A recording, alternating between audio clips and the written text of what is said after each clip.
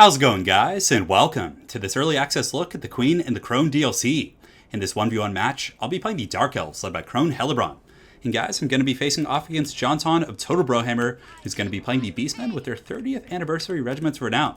So you guys can see we do have the Eye of Morsleep here, we got some Butchers of Kalkengard, all kinds of good stuff. So without further ado, let's take a look at some of these armies.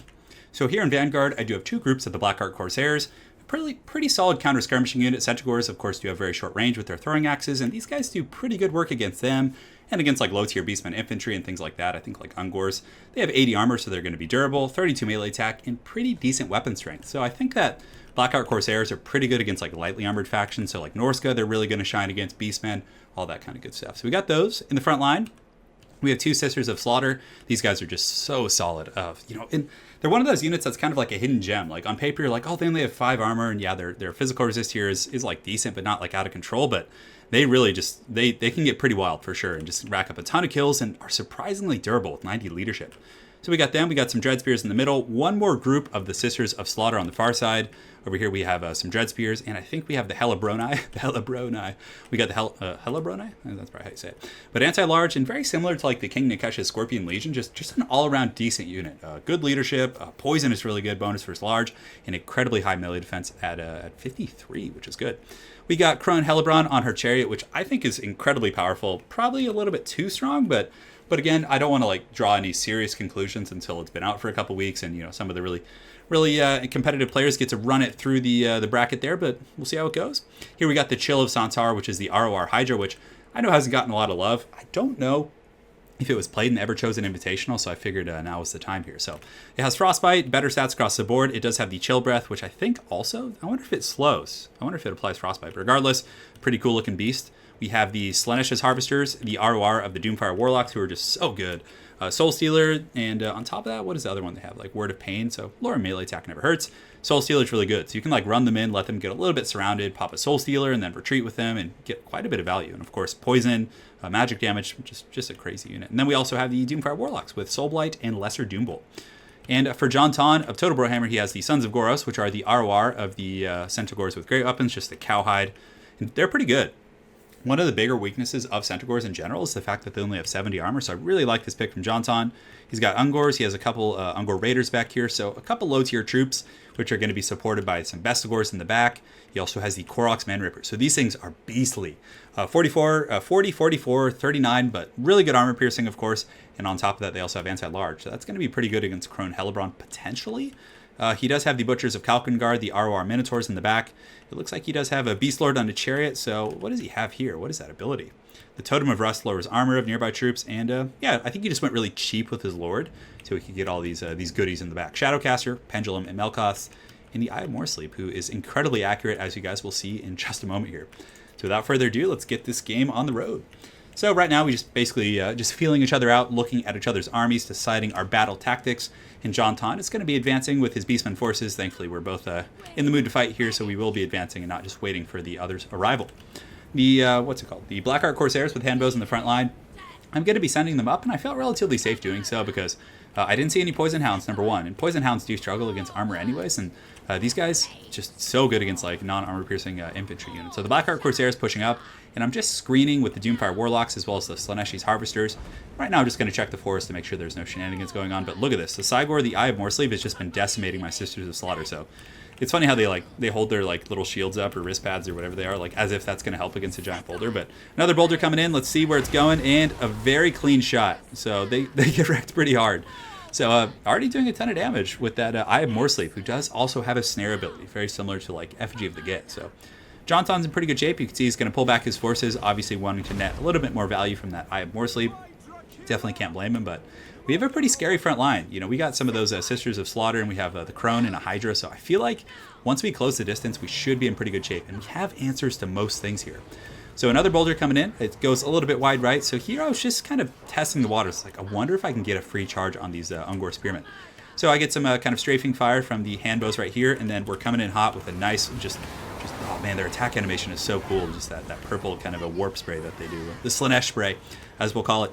But we get some decent damage. I don't know if that was worth it, but it does kind of force him to pull back his Sons of Goros, so I kept trying to tether him, but Jonton was just so kind of privy to that. So right here comes the Frost Breath on the Koroks Manrippers, and it seems like Creative Assembly fixed it, because it used to just go to the edges of the formation, but this one went right down the pipe and, you know, did some pretty good damage to an elite troop, and it does apply Frostbite, so that's really, really cool, kind of ranged slow. So the Sisters of Slaughter are coming in. Swiggity Swooty, they're going to be hunting some of these Beastmen. Crone Hellebron's pushing in, the Hydra's going in, and of course against like Bestigors and things, the Hydra will do really well. So just mashing some of those Ungors here. And thankfully Korok's Man Rippers are not engaging the Hydra. They're going to go in the front line. And realizing there were spears and just missile pressure, I decided to pull back the Chill of Sontar here. And the Sisters of Slaughter have engaged in the front line, and with Crone Hellebron like at their hip here, I think that was at the Sisters, or maybe they're somewhere else. But anyways, like even these Dread Spears with Crone Hellebron are just gonna run over these Korok's Man Rippers. So I use the Doomfire Warlock, I pop a Soul Stealer or Soul Blight, which gives them low armor. Crone Hellebron just riding through them, doing a ton of damage, and we do pop the Gaze of Cain here. So this is just gonna be an absolute just massacre. These like Dread Spears all of a sudden have become like very scary. 30 weapon damage, 51 melee attack. They're just massacre and just grind through those Ungor spears. And here are the Sisters of Slaughter. So they're fighting Bestigors. We pop the Soul Blight on them as well, of course.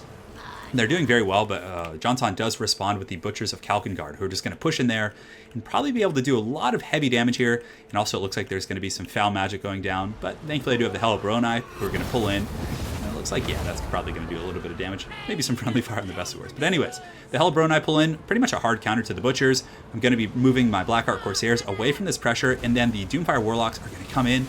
And even though they won't melt a Beast Lord, they will poison him, keep him from moving. And, you know, if you just take an overarching look at the battlefield, Bounce Fire is pretty even. In the back, some Sisters of Slaughter, the ones who took a ton of damage from the artillery, still have 43 kills and are putting up a pretty good fight, so very impressed with them. But right here you can see the Crone Hellebron just riding about. She did take some damage from the Butchers, as well as some Spears and some other units here, but ultimately she's so hard to finish off. So she does have that Mortis Engine effect from her sword, which is going to be draining nearby. And the Sons of Goros are in here, and it looks like they're putting up a fight, but honestly, the Doomfire Warlocks, I think, have an advantage over them. Because they have the poison damage, that's going to lower the stats, and Centaurs in the first place aren't really known for like great combat stats, so I think that's going to be a matchup that favors me. In the back of the Beast Lord, as well as the Bray Shaman with Lord of Shadows, are just hunting and trolling and getting some pretty good charges into my Corsairs here. But I do pin them down with some Warlocks right here. You can see that the Word of Pain lowering his melee attack. And Crone Hellebron coming in with the Drain, and even on her Chariot, she just rammed, oh man, she just rammed that Beast Lord. He just got canned so hard. It's like the Haggard Chariot Battle of the Gods. But anyways, the Beast Lord falls to the Warlocks here, as well as Crone Hellebron. It looks like Jonton wanted to catch me in a blob, but thankfully I was able to escape before that happened here.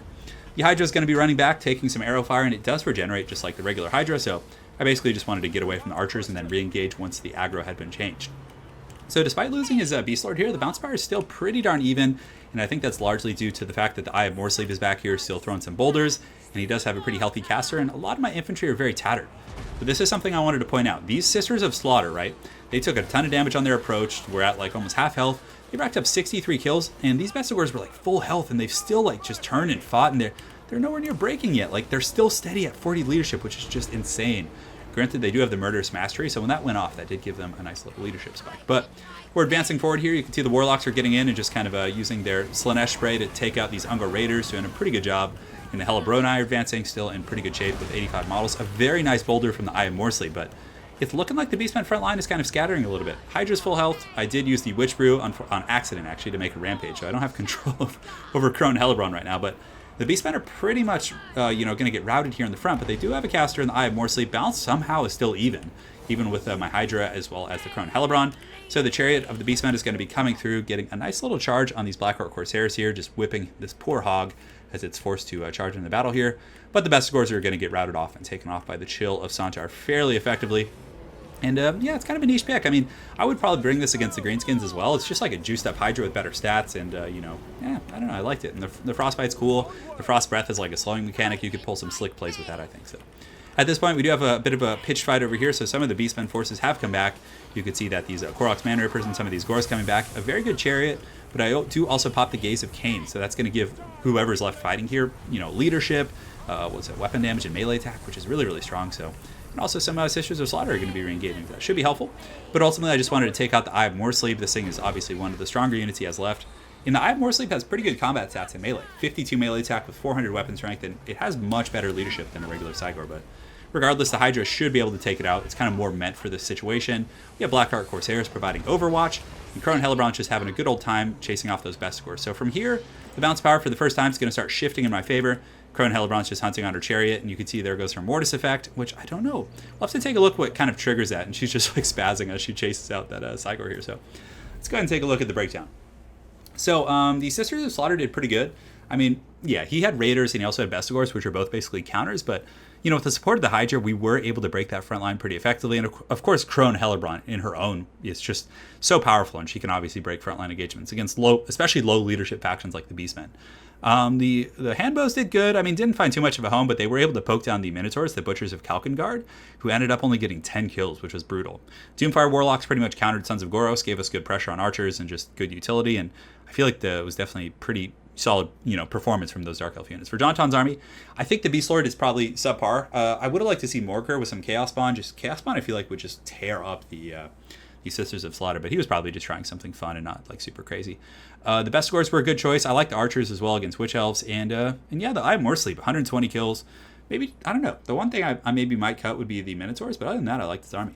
So very well played to Jonton of Total Brohammer. Look forward to playing again. Of course, there's more games coming with him, and of course there will be some against. I'll try and grab Gobbo King and Indie Pride and some other folks. But anyways, thanks again for watching, guys. Hopefully you enjoyed seeing the Dark Elves in action, and we will see you guys next time.